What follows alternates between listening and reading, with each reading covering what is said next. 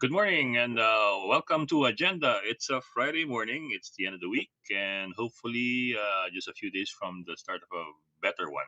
Sitting in for Cito Beltran, I'm Ed Lingao. You're watching us via Signal TV 5 and 250 on One News PH's Facebook page and One News YouTube channel, or via the Signal Play app. You can also connect with us via SMS 0968-704-7736. Meantime, it's now time to take a look at the front page of the Philippine Star. Around 98,000 residents in Visayas and Mindanao fled to evacuation centers as Typhoon Odette brought heavy rainfalls in their areas yesterday. There are as of yet no casualties reported so far due to Odette's wrath. Now, as of 5 a.m. today, portions of Visayas and Palawan are under signal number 3. Later on, we'll have NDRRMC spokesman Mark Timbal and Surigao del Sur Governor Alexander Pimentel to get the latest situation on Typhoon Odette. The vaccine expert panel recommends a 3-month gap between the second COVID 19 dose and the booster shot for all vaccine brands. Currently, people have to wait for 6 months after their second dose to get their booster shots. The government says that continued vaccinations will be their main strategy against the Omicron variant. And President Duterte led the unveiling of the new trains of the MRT 7 yesterday. The six new train sets, or a total of 18 train carriages, were shown during the event. The government aims to make MRT 7 partially operational by the last quarter of 2022. Okay, now going on to our breaking story. Nearly 100,000 people fled their homes after Typhoon Odette, or international name Rai, lashed areas in the Visayas and Mindanao since yesterday afternoon. Let's have an update from the ground with Mark Timbal, the spokesman of the National Disaster Risk Reduction and Management Council. Mr. Mark, good morning.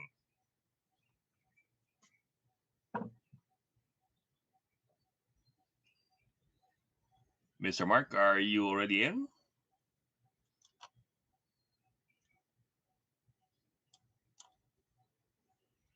Well, we're waiting for a word from Mr. Mark.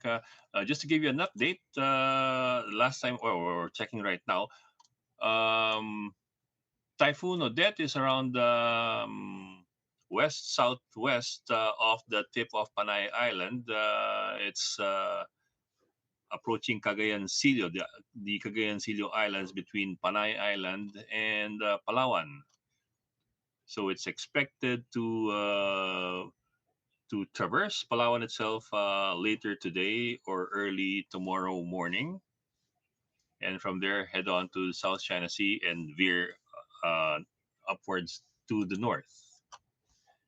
In the meantime, local government units from the Caraga region, Bohol, Southern Leyte, Cebu City, and Negros Oriental and Occidental have been collecting data and information on the damage caused by Typhoon Odette on their provinces. So far, we have not yet heard any reports of casualties or missing persons. We are still keeping our fingers crossed. In the meantime, relief and rehabilitation efforts, we'd like to assume, are already on their way, especially for areas uh, that are slowly beginning to recover from Typhoon Odette. We saw some particularly startling images from the Caraga region from last night, as well as from Cebu.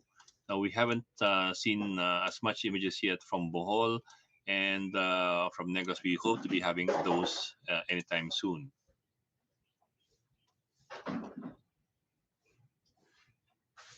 Oh yes, yeah. Well, what you're seeing right now is an image from. Let me see what this is. I think it's from Windy.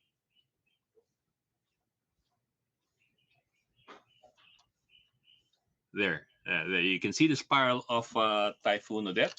That's where it is right now. The eye of the storm is just west southwest of Panay Island, or just to the north of the Sulu Sea.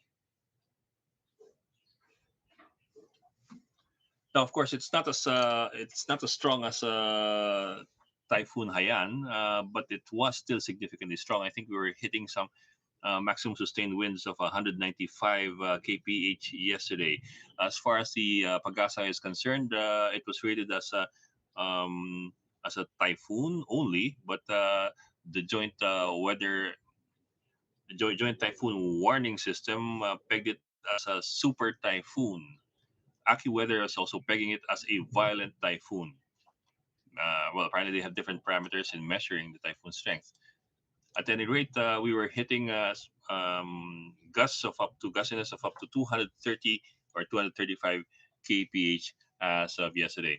We also understand that the typhoon made landfall around 7 times throughout the night. Why is that significant? Every time the typhoon makes hits land, it tends to slow down. The winds tend to slow down because of the disruption by the land of that typhoon. However, every time it also goes back over the water, it also tends to gain strength.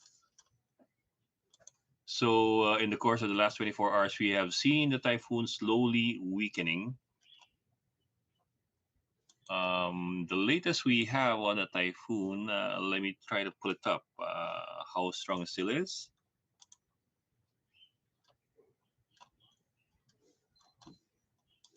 Okay, we're still trying to get that data.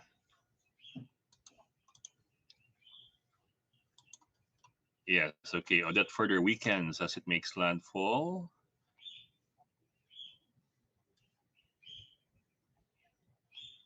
Oh, this is still from last night. 175 kph, maximum sustained winds with gusts of up to 240 kph. We understand it has weakened significantly since that time.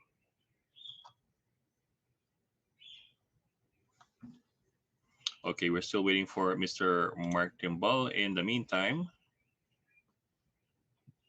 as of 5 in the morning today, Odette retains its category and weakened as it approaches to land in Palawan. The set of the eye of Typhoon Odette was located based on all available data 75 kilometers southwest of Iloilo City on Panay Island. Wind speed, maximum sustained winds of 155 kph near the center, gustiness of up to 235 kph or kilometers per hour. Now, just to make a distinction, sustained winds refers to wind speed. Yeah, the continuous wind speed of the typhoon. Gustiness only refers to short bursts of increased wind speed.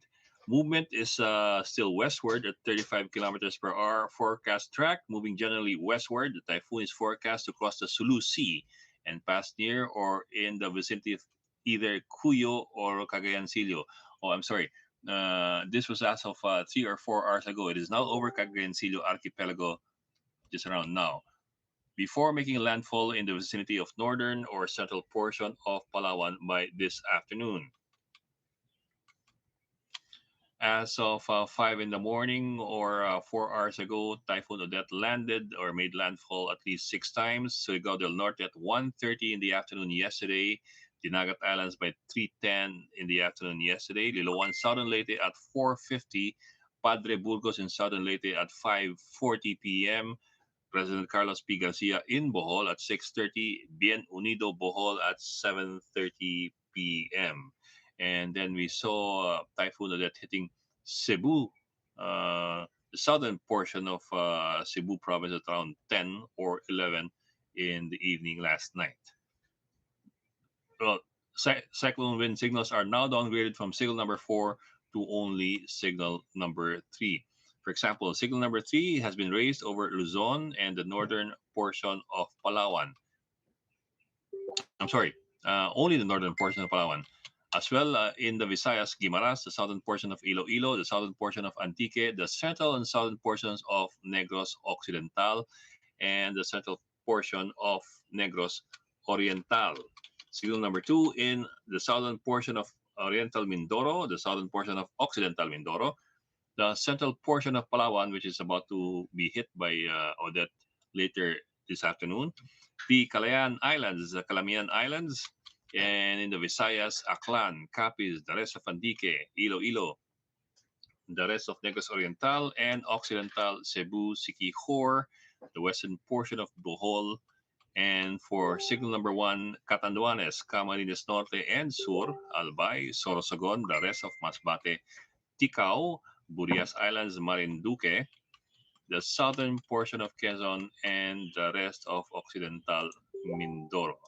Still speaking of signal number one, Eastern Samar, Samar, Northern Samar, Biliran, Leyte, Southern Leyte, and the rest of Bohol. And for Mindanao, the Nagat Islands, Surigao del Norte, Agusan del Norte, Misamis Oriental, Camiguin, Lanao del Norte, Misamis Occidental, and the northern portion of Zamboanga del Norte and Sur. A total of 98,091 people have been evacuated preemptively from regions 7, 8, 10, and from Caragas. 1,707 affected families reported, or 5,285 people from 60 barangays. Classes were suspended in 289 cities and municipalities, and as well work in 183 cities and municipalities. We still don't have any reports of that. Well, we still don't have any estimates of damage reports as of posting at 5:30 in the morning for residences, commercial establishments, agriculture, and infrastructure. Well, clearly there are damage, but we don't have the estimates as of yet. We will try to bring you more reports on Typhoon Odette as they come in, and we will later have Surigao, the governor of Surigao, to give us an update from the ground uh, on the Caraga region.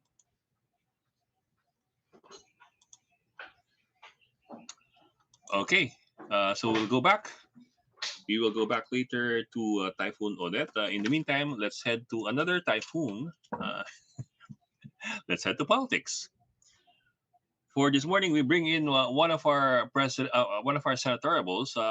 He is running under the Katipunan ng Kakaisang Pilipino, or KNP party. Attorney Chel Diokno is a well-known human rights lawyer, the son of Jose W. Diokno. He is also the chairman of the Free Legal Assistance Group, or FLAG, the largest human rights lawyer network in the country. Also the founding dean of De La Salle College of Law. Good morning, Attorney Chel, and welcome to Agenda.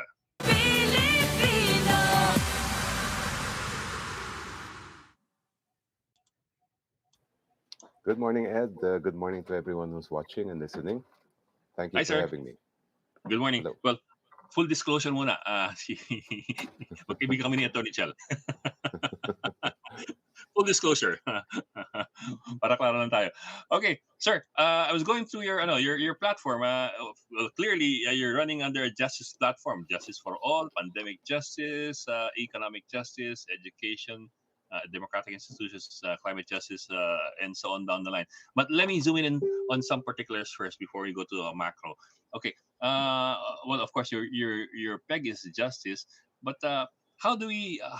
How do you view this? That in the last 5.5 years, this administration has also tried to peg itself as a justice administration. I mean, you've had the president and his administration and its supporters trying to insist that it's all about law and order for this administration. In fact, you keep on hearing that phrase, "Law is law." So sumunod na lang kayo, di ba?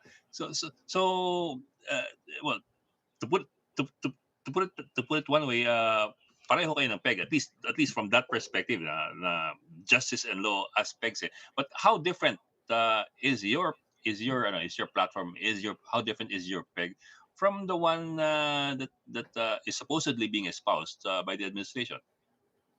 Well, I think they are vastly different. My peg is really justice under the rule of law, while the peg of the present administration seems to be justice without law. Oh, okay, that's an interesting way of putting it. But how would you characterize that? Justice without law. What is that? The appearance of justice? Only the the indications of justice without actual justice. How would you characterize this administration's sense of justice? Well, it's really been all about shortcuts and a perception of justice Mm, coming from those in authority rather than giving people their day in court and allowing them an opportunity to defend themselves before they are meted out any penalty. We saw that mm, in the war on drugs when so many thousands of people were killed without giving them an opportunity even to have a chance to clear their names. We saw that as well in the pandemic, where I think the number is something like 500,000 Filipinos were put in jail for simple quarantine violations. In our language, we would say ang ginamit nila yung kamay na bakal at wala naman silang paki kung talagang yung biktima or yung naging target nila ay inosente o hindi. mm. Actually, see, that also brings up an interesting fact eh. In the last year and a half, ang ginagamit parati ng gobyerno was Republic Act 11332 to go after people who, for example, would violate certain protocols established by the IATF. Ito yung Mandatory Reporting of Notifiable Diseases and Health Events of Public Health Concern Act. Um, if I recall correctly, the IATF would issue resolutions, and those who are caught violating these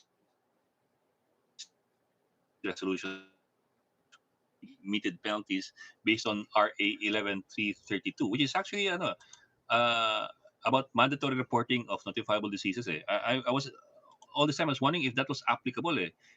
But in fact, the DOJ later on said na mali ata yung batas na ginagamit ng PNP. Tama yun, Ed. Actually, that was never the intention of the law, in my opinion. And if I remember right, there in one of the cases that was brought under that law, a regional trial court judge also had the same opinion na hindi naman yun Mhm, yung tamang batas na dapat gagamitin. In mhm, fact, mhm. for Yeah, but me, the proper penalty for quarantine violators should not be at all any form of imprisonment. It should simply be community service. There was a case we monitored some months back where a father left his home at night because his children were hungry and he needed to buy food. He didn't realize it was already curfew. He was caught, put in jail. It took him 37 days before he could return to his family because he couldn't mm, afford bail, he had no access to a lawyer, and the family didn't know where he was. And I truly think that that's not a humane way to treat quarantine violators. True, they need a penalty, but the penalty should be in the form of community service, not treating them like criminals. mhm, mhm.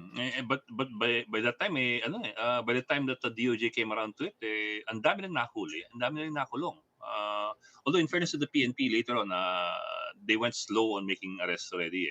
Pero at the start, in the first few months, talagang ang daming nahakot at ang daming ang daming dinala sa presinto at napakulong. Meron pa nga nagkaroon ng COVID dahil na dinala sa presinto for violating health standards. Yun yung pinaka-irony dyan eh. In fact, the number is something like over 140,000. Yes. Yes, Yeah, yes, yes. Mga gano'n. Yeah. And that was in the early days, so hindi na update 'yan, eh. So mas marami pa yeah. 'yan kaysa mm. Sir, what about sige, let's stay with that muna, yung pandemic justice. What about yung mandatory vaccinations that have been pushed? The idea being na hindi ka naman pipilitin na magpabakuna, pero puwede kang hindi patrabahuhin 'pag hindi ka magpabakuna or that or hindi ka magpa-test every other week, at your own expense. Number one, whatever kind of regulations are imposed by government, there must be a law that authorizes them to do that. That law must then satisfy what we call the strict scrutiny test. There are two requirements here. There must be a compelling state interest to regulate, justify the regulation. And second, it must be the least restrictive means. Yung compelling state interest, walang problema yan. Kasi talaga Mhm, naman, that's not disputed. Pero yung Whether it is the least restrictive means would depend on how the law is worded, and whether that would really be the best way to approach the problem. For example, there was a law before that was questioned before the Supreme Court imposing curfew on minors. There were several Mhm. cities that had Oh passed yes, yes. ordinances, Mhm. and the court was applied that standard of the strict scrutiny test. And in one city, they invalidated the ordinance because it did not employ the least restrictive means. But in the other, kasi sapat naman yung exceptions, pwede rin lumabas yung minors for certain reasons, the court upheld the ordinance. So it really depends on how the law is worded. Mhm. Um, pero in this particular case with the pandemic and all, hindi ba mahirap yung kanya-kanya yung mga LGUs in imposing ordinances? I mean, in the end, should we leave it to individual LGUs to mandate their own protocols, or would it be better to have a national law or national set of laws related to the pandemic? Well, of course, I suppose medyo mabusisi kasi pag dumaan sa kongreso kasi uh, maraming ibang concerns at malapit na election. So I don't know if there's enough time for that. Pero on the other hand naman, you might not have unity of regulations across the board if you leave it to the LGUs. So I don't know what you think about that. That's right, Ed. I think at least there should the policies, the overarching policies, the guiding principles should be set by Congress. For example, the issue of what the penalties that can be imposed on quarantine violators. Mhm. If Congress were to legislate that the penalties should be in the form of community service, then we can leave it to the LGUs to determine the specifics of that. Pero at least, mailalabas na natin sila sa criminal justice system. You know, our criminal justice system is already overloaded even Yes. without the pandemic.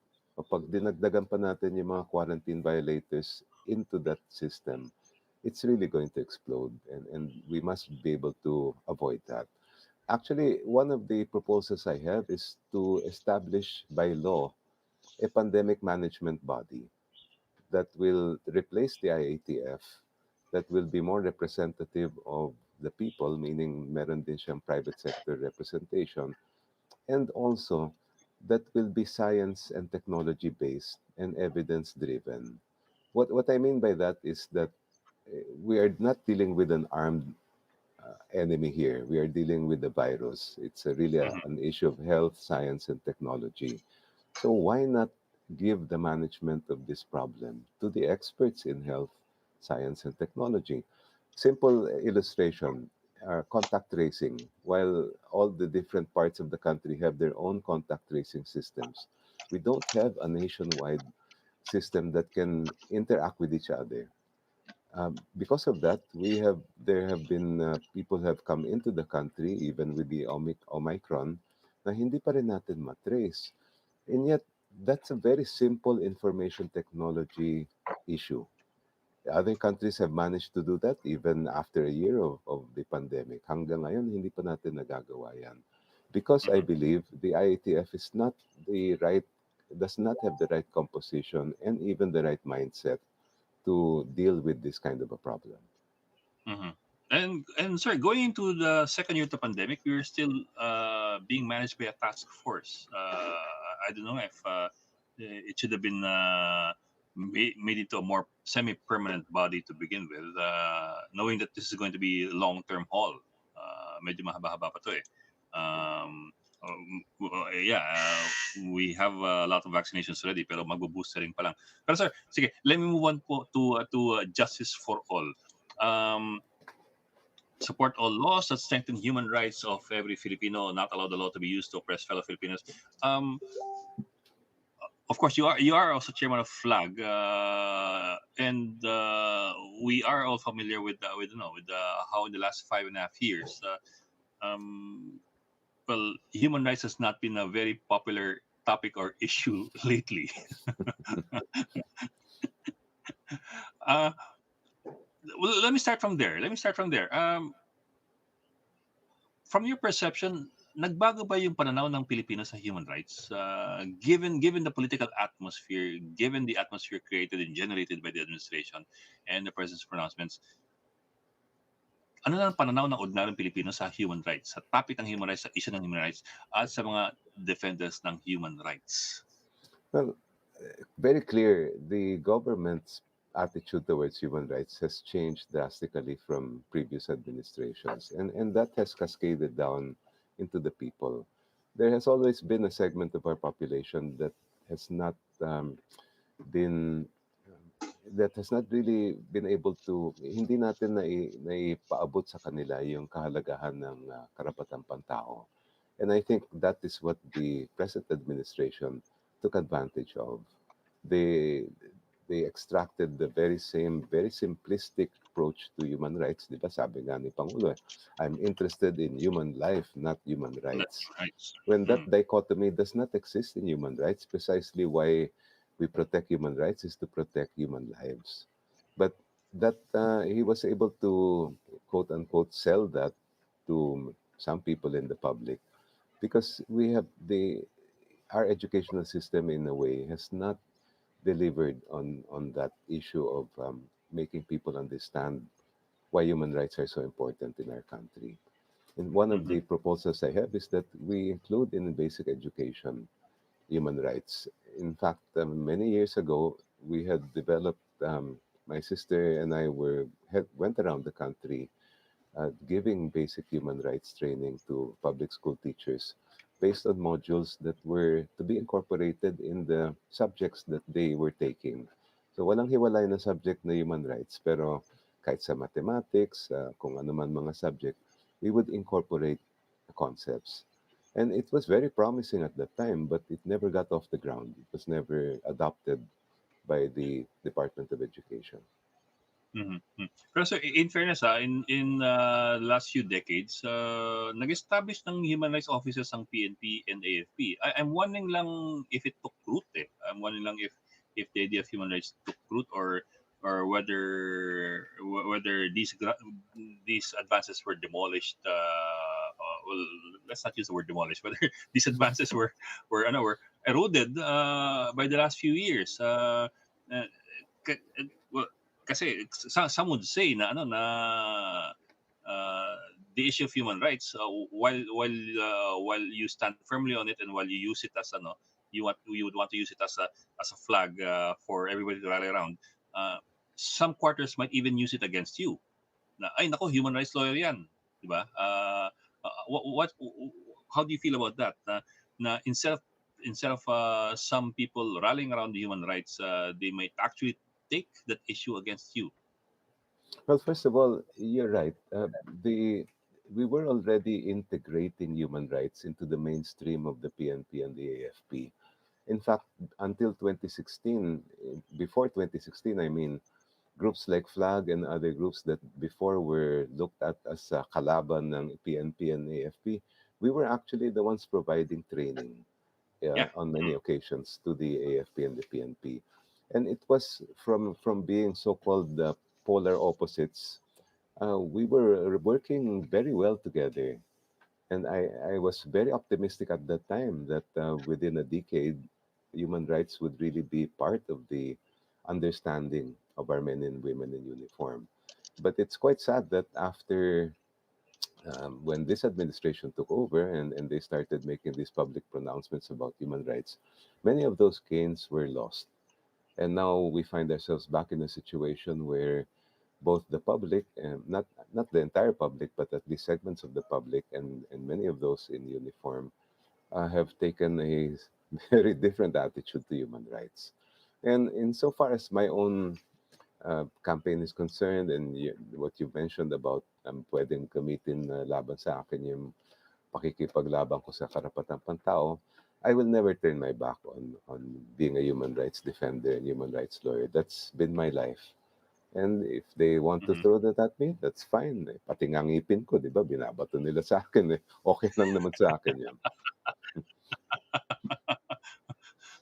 Well, sir, I bring that up kasi ayun nga, parang everything was turned on its head. Eh. What used to be the pride and joy of the Philippines, yung having a human rights commission in the constitution, and establishing all these institutions that should be upholding civil liberties, bigla naging kalaban. I'm wondering nga, do you think in the security services, the AFP and the PNP, do you think the issue of human rights has taken sufficient root na hindi siya na erode in the last 5.5 years, among the troops, among the rank and file especially? I think it was already taking root until 2016. Now, whether that is still there right now, I believe that the human rights community would really have to work double or triple time to restore the gains that we had made before. Hindi pa siya talaga umabot palagay ko sa field in every place in the country, but we were getting there. It's just sad that ganito na nga ang nangyari. You know, we've been Mhm. fighting. I've been involved in this movement ever since I became a lawyer way back in 1989, and it's really a lifetime struggle. But we were moving forward, and until this administration, I was very bright about what the future of human rights would be in the country. But that's how it is, and we will just continue the struggle. Yes, sir. What about democratic institutions? The institutions that the Philippines had been proud of before. I mean, at least compared to the rest of the region, sana na pinagmamalaki natin ng mga institusyon na naitayo magmula nung 86. How do you think they've been faring in the last 5.5 years? Well, What should have been an independent legislature, an independent judiciary, and so on down the line. well, Supreme first of Court as all, well, and commissions as well. Sige, let me also squeeze this in kasi this might also be of significance. By February or March next year, lahat na ng members ng COMELEC would have been appointees of President Duterte. Not for any fault of his own, because nagkataon na ganun eh. Pero by that time, lahat ng commissioners would have been appointees already. Nag-retire na for example, Commissioner Guanzon, si Commissioner Abbas. And at the same time, I think most of the Supreme Court justices would have already been appointed by the president. Again, also to no fault of his own. Pero those are the circumstances and those are going to be the facts. So looking at all these in toto, how do you assess where we're headed? well, not to mention the CHR as well. By the end Oh of yeah. this term, the president would have appointed 13 of the 15 justices of the court, the members of the COMELEC, and also the Commission on Human Rights. Now, going back to the early part of your question, Ed, I think the attacks on human rights were deliberate because human rights really serves as a check on abuse by the government and on authoritarianism.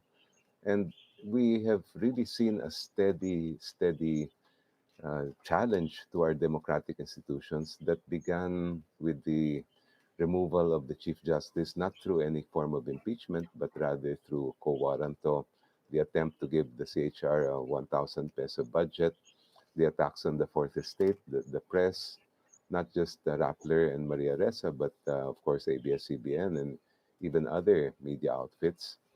And all, and then the attacks as well during the lockdown on ordinary netizens who simply were expressing their disgust or disappointment over what was happening in government and were visited at their homes, arrested without warrant, and charged with inciting to sedition. And all of this, to me at least, clearly shows a pattern to replace the democracy that we fought so hard for with a more centralized kind of authority where everyone must just follow. Wag na kayong umimik, mahimik na lang kayo, sumunod na lang kayo. Disiplina ang problema ng Pilipino. These are themes that are very clearly of the bent that is not in a democratic, that we do not find in a democracy. And that really bothers me a lot because you know you talk about human rights, it really means two things. Human rights is all about accountability and it's about empowerment. When you recognize the rights of katutubo, of a fisher folk, of a worker, you are empowering them. And that is the complete antithesis of a government that wants to dictate on everyone. Because what that kind of government is concerned with is not empowering people, it's concerned with empowering itself. Mhm, Sir, total nabanggit natin yung ano, yung, Supreme Court, segue ko ng konti dun sa anti-terror law. Well, of course, we're still waiting for the copy of, the decision and, the explanations for the decision. Pero klaro naman na and we assume na accurate yung labas ng PIO, ng Supreme Court na summary ng vote, because it has not been it has not been revised by the Supreme Court anyway in the last week. Pero yun, yung, section 29, apparently, has been affirmed en toto to be constitutional, or at least to be not unconstitutional. I'm not sure kung anong kaibahan ng dalawa, pero in other words, pinayagan ng Korte Suprema ang, 14 days plus 10 na detention, without a warrant, and I think that's one of the more significant, provisions doon, or sections doon, as well as yung, designation, yung section 25 and yung section 4, or is it article 4, anyway, 4, 25 and 29. If you do get to the Senate, what's your plan? Is there, of course, kasi we're talking about an existing law that's been affirmed there. What's your plan? Would you, seek amendments to, the anti-terror law? Well, before I answer that, actually, Ed, may ibig sabihin nga yung not unconstitutional. Because if they say that it's constitutional, that means that there was a clear vote within the court that upheld the law. When they say Mhm. it's not unconstitutional, it could mean that they simply did not get enough votes to declare it unconstitutional. Kaya Okay, may pagkakaiba it nga would yung seem. dalawa. It would seem, yeah. Now, in reference to your question, yes, I would, if ever I do reach the Senate, revisit that law. I am concerned not only with Section 29 on the prolonged detention, concerned with also designation, as well as the crimes that were created by the law, in particular yung inciting to terrorism. Inciting Because and, supporting and terrorism and all, providing material support, because this could become weaponized very easily in the same way that inciting to sedition in our history has been weaponized by so many different governments dating back to the Spanish times, when we had Filipinos fighting for our independence who were charged with and convicted of inciting to sedition both by the Spanish and American governments. Many of them we revere now as heroes of the country. And it's very easy for a law like the anti-terror law, in particular yung inciting provisions, to follow the same kind of path. And of course, I really can't say much about how or what were the basis of the court in rendering its decision. Dahil as you mentioned, hindi pa namin natatanggap yung decision itself. Yeah. Yeah, parang tagal nga eh. We all want to read the decision. Sir, if you don't mind, we'll just go into a quick break, but we'll come back with you. So please stay with us. Sure.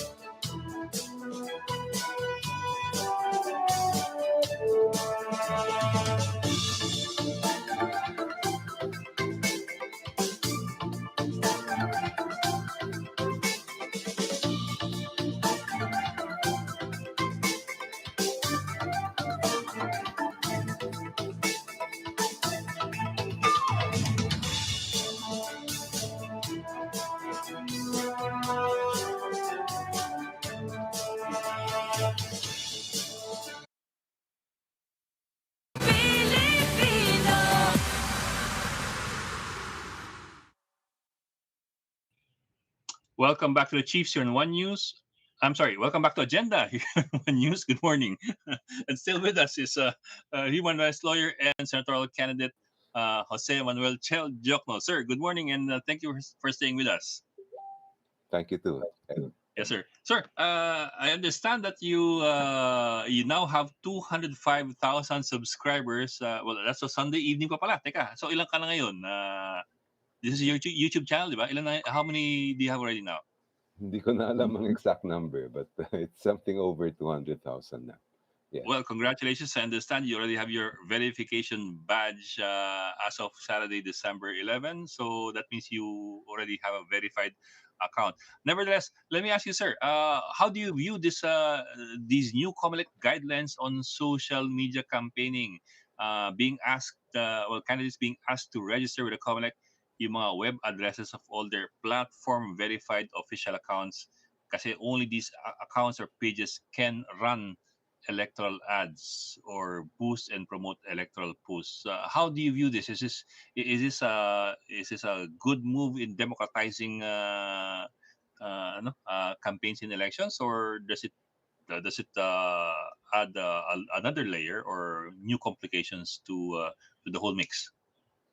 Well, I'm concerned about these new regulations, especially for local candidates and progressive candidates who don't have much yet exposure in social media platforms. Tingin ko, it's going to be very hard for them to get accredited.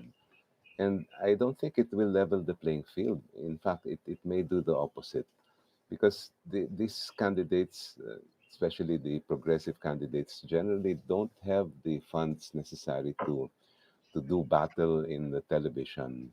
Diba? Pagdating ng official campaign period, puro TV ads na yan. But those are so extremely expensive. So the only area where they can really compete is in social media platforms.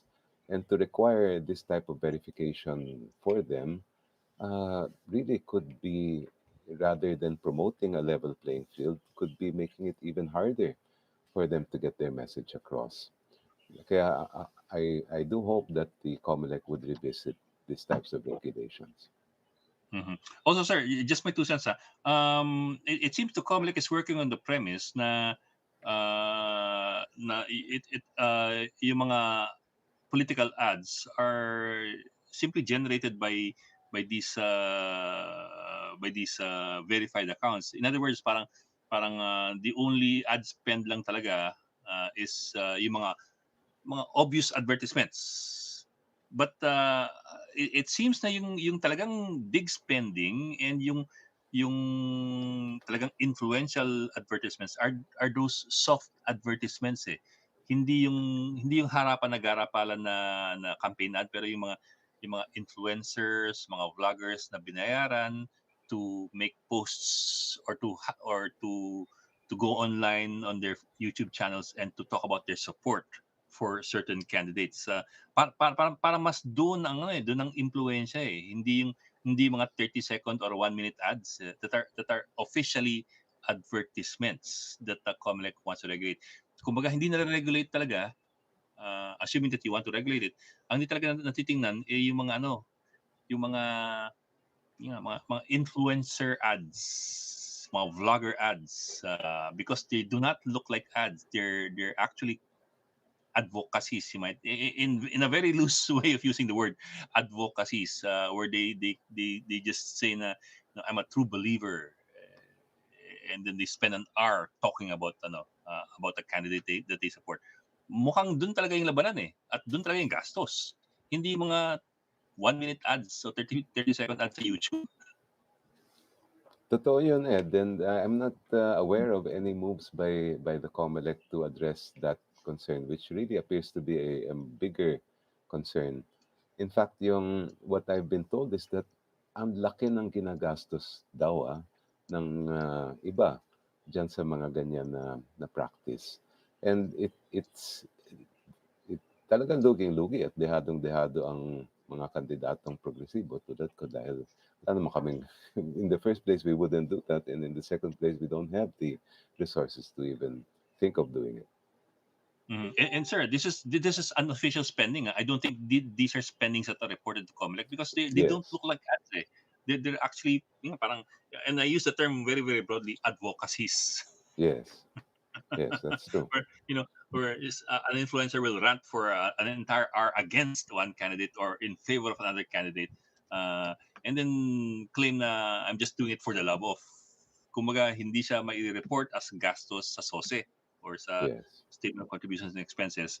So in other words, underreported siya. Ang report lang yung officially looking, yung mukhang advertisement ang Jollibee, mga ganong klaseng advertisement na. tama, tama ka dyan. Oo. So in that sense, madidehado yung una, madidehado yung walang verified na account at pangalawa, massively underreported yung spending ng ibang kandidato. That's true. There's a lot of work that has to be done to really make sure we have a level playing field in elections. And I Mhm. think the Senate and the lower house will have a major role to play when it comes to making sure that happens. Sir, let me broaden it a bit.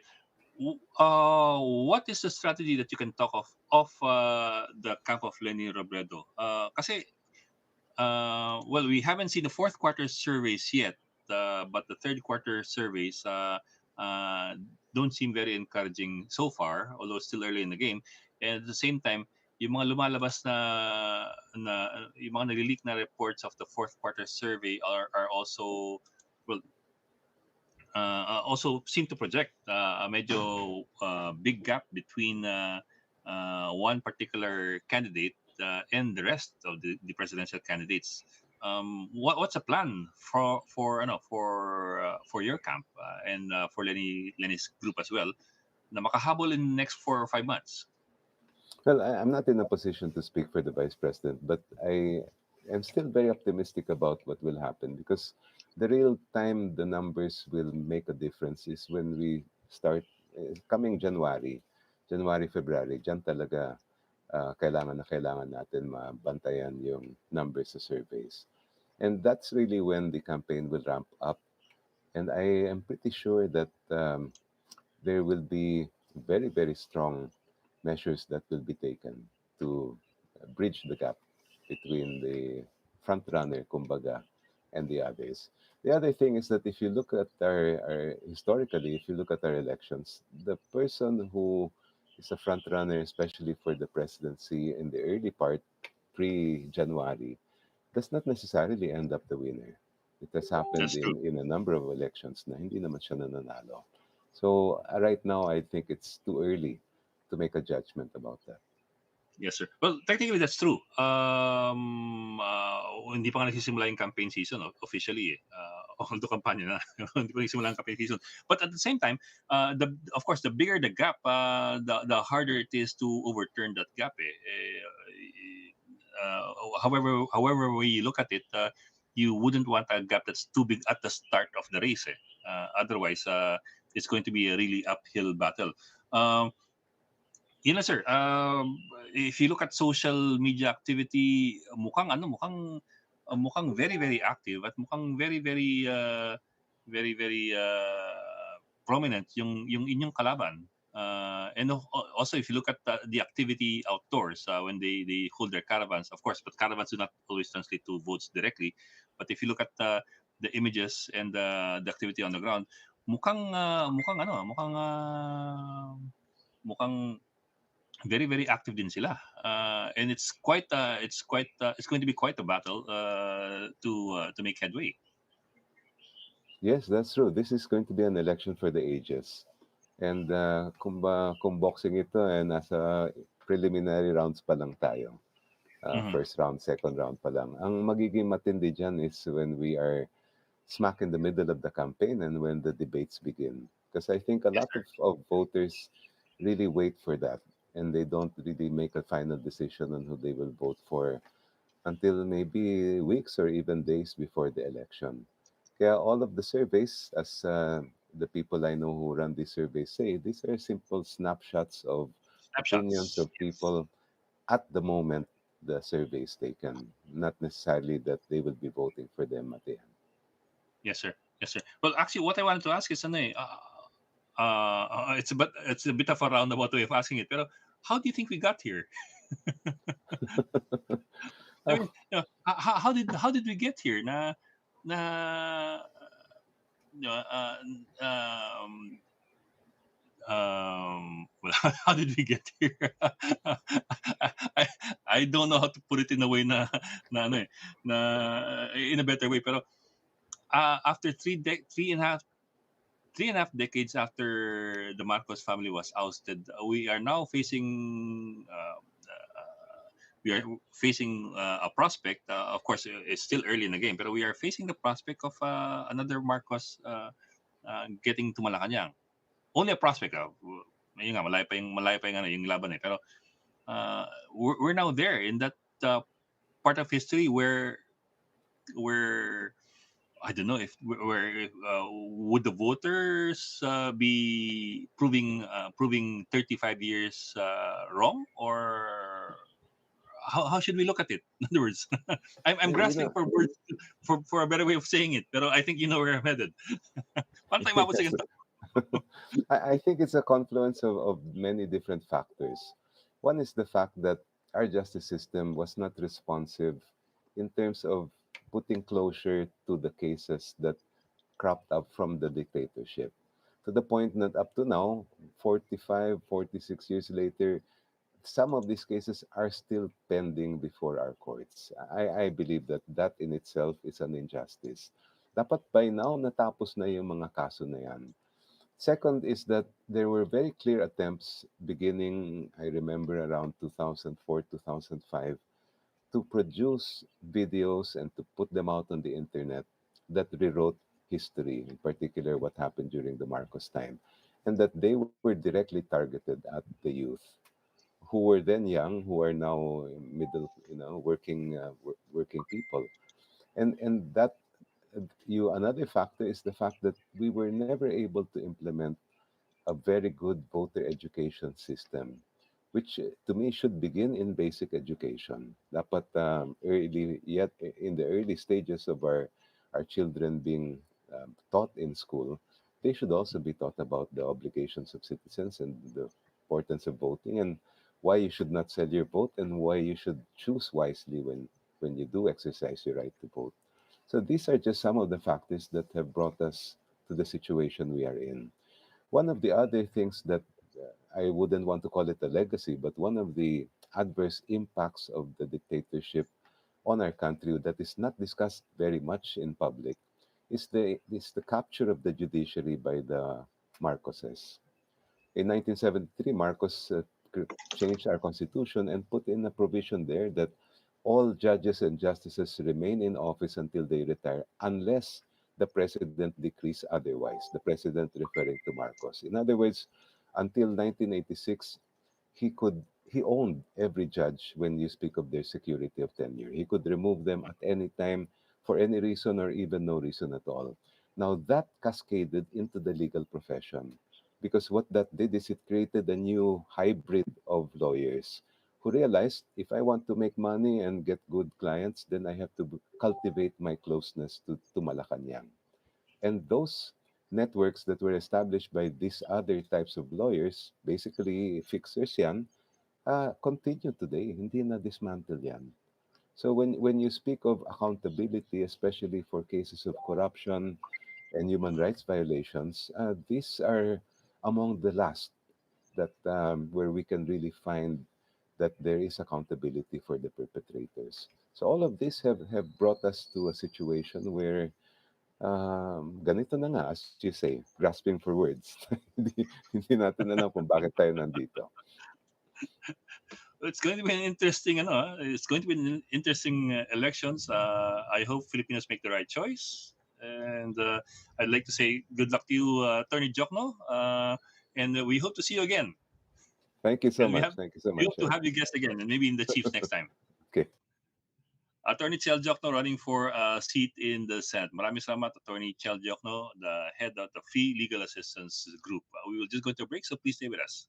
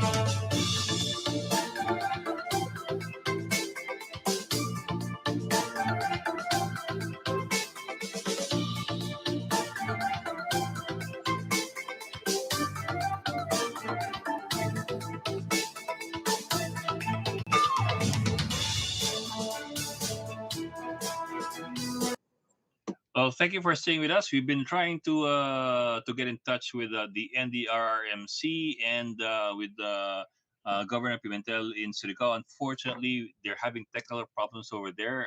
Well, for obvious reasons, they are having a difficult time putting things back in order, and they're also having power outages in the region. So, unfortunately, we're not able to bring them in this morning. We'll try to bring them in other parts of in other shows of the channel. But thank you for joining us this morning.